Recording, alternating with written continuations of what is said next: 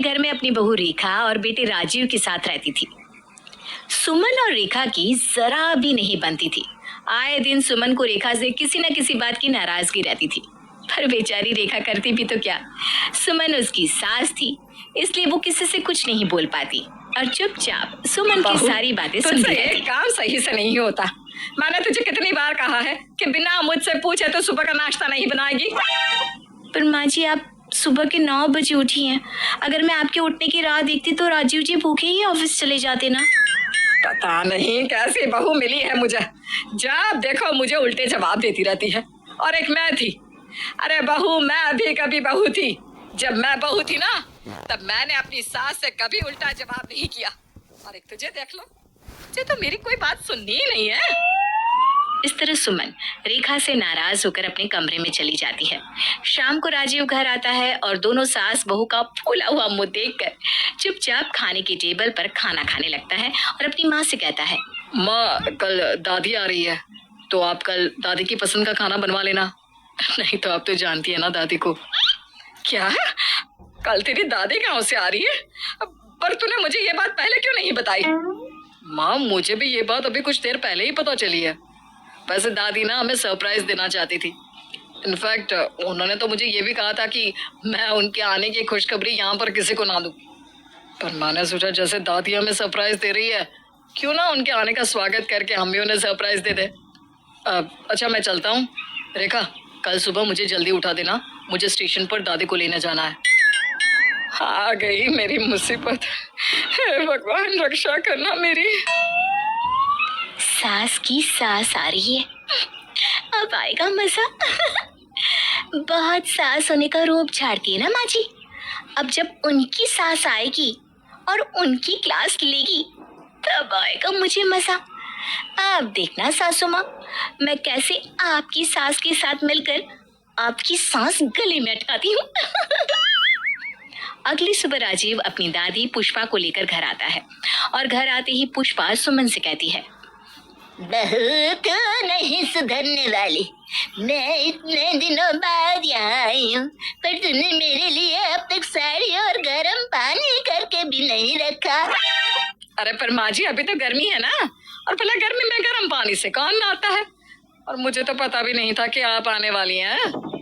बहू मुझसे झूठ ना बोलिए, मैं राजीव को बहुत अच्छे से जानती हूँ। उसके पेट में कोई बात नहीं पचती। और एक बात, अब मेरी उम्र हो चली है और एक बूढ़ा इंसान एक छोटे बच्चे की तरह नाजुक होता है, इसलिए इस समय तुझे मेरा ख्याल रखना चाहिए, वरना तुझे तो कोई फर्क ही नहीं पड़ता ना मुझसे। इस तरह पुष्पा घर आते ही अपनी बहू सुमन को डांटने लगती है। और इसी बीच रेखा अपनी दादी सास के लिए एक साड़ी लेकर आती है और अपनी दादी सास से कहती है, दादी जी आप नाराज मत होइए, माँ जी को आपका ख्याल नहीं है तो क्या हुआ, आपकी छोटी बहू है ना, मैंने आपके लिए पानी गर्म करके रखा है और ये देखिए मैं आपके लिए नई साड़ी भी लेकर आई हूँ। चलिए अब जल्दी से तैयार हो जाइए। कल मुझे सीख ले कुछ अपनी बहू से ही। अब क्या था, बेचारी सुमन अपनी बहू और सास के बीच में फंस जाती है। अब ऐसे ही कुछ दिन बीत जाते हैं और रेखा की अपनी दादी सास से बहुत बनने लगती है, जिस वजह से हमेशा सुमन अपनी सास और बहू के बीच में फंस जाया करती। ऐसे ही एक दिन, माँ जी ये आपकी कॉफी, और आप मुझे बता दीजिए ना नाश्ते में क्या बनाऊं। कॉफी?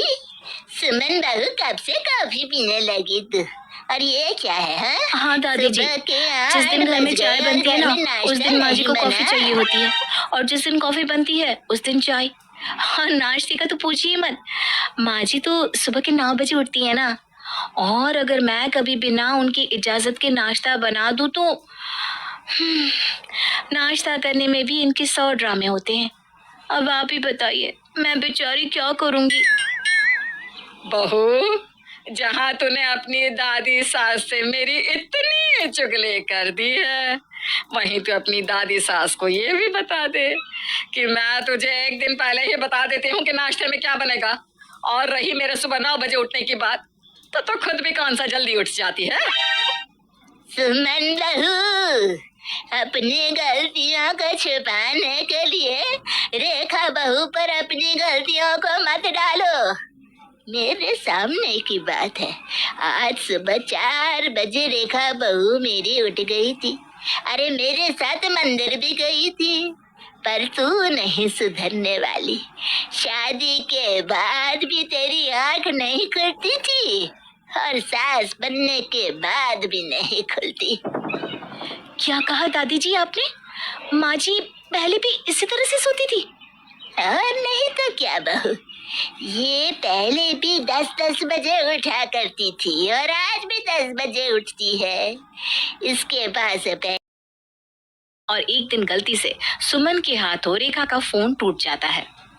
माँ जी, आपने मेरा इतना महंगा फोन तोड़ दिया, अब आप ही मुझे फोन दिलाएंगी। अरे बहू, मैंने तेरा फोन कोई जानबूझकर नहीं तोड़ा। जैसे भी हो, टूटा तो है ना। अगर आपने मुझे फोन नहीं दिलाया तो मैं घर का कोई काम नहीं करूंगी और आपकी शिकायत दादी जी से कर दूंगी। अरे मेरी माँ, चुप हो जा और थोड़ा आराम से बोल। अगर तेरी दादी सास ने सुन लिया ना तो घर में भूकंप आ जाएगा। तुझे नया फोन चाहिए ना? अरे दिला दूंगी नया फोन, बस अपना मुंह बंद रख। Car play. अब क्या था, अब रेखा दादी सास की धमकी देकर अपनी सास से अपनी बात मनवा लेती, जिसके बाद ना चाहते हुए भी सुमन रेखा को आईफोन दिलाती है। पर जब सुमन की सास पुष्पा रेखा के हाथ में नया आईफोन देखती है तो उसे वो फोन बहुत पसंद आता है।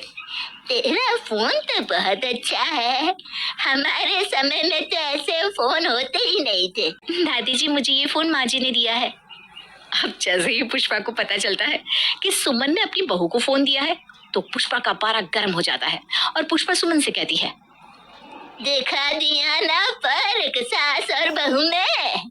अपनी बहू को फोन दिया जा रहा है और सास को आज तक एक साड़ी भी नहीं दी गई तुझसे।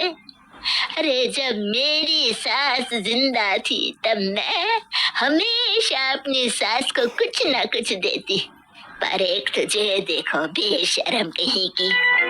अब क्या था, अपनी सास के ताने सुनकर बेचारी पुष्पा अपनी सास को भी आईफोन दिलाती है और इसी तरह से दिन बीतते हैं। समय के साथ बेचारी सुमन अपनी सास बहू के बीच में फंसती ही जाती है। हे भगवान, न जाने मेरी सास कब जाएगी। मैं तो इन सास बहू के बीच में फंस चुकी हूँ। सुमन ये सब कुछ सोच रही थी कि तभी गांव से पुष्पा के बड़े बेटे का फोन आया। क्या बेटा, मुझे कल के कल गांव आना पड़ेगा। किसी ने हमारी जमीन हड़प ली। फिक्र मत कर, मैं कल ही गांव आ रही हूँ और जिसने भी हमारी जमीन हड़पी है उसको तो मैं अच्छा मजा चखाऊंगी। भगवान जी, आपने मेरी इतनी जल्दी सुन ली। अब जब आपने मेरी इतनी जल्दी सुन ली है तो मैं ना कल आपको देसी घी में लड्डू चढ़ाऊंगी। अब बताती हूँ मैं अपनी बहू को। मेरी सास के आने के बाद ये खुद को शेर समझने लगी थी ना, अब बताऊंगी मैं उसी को कि अगर वो शेर है तो मैं भी सवा शेर हूँ। अब सुमन की खुशी का ठिकाना नहीं रहता और पुष्पा की जाती ही एक बार फिर सुमन शेरनी बन जाती है और रेखा फीकी बिल्ली। ठीक उसी तरह जिस तरह से दादी सास के हो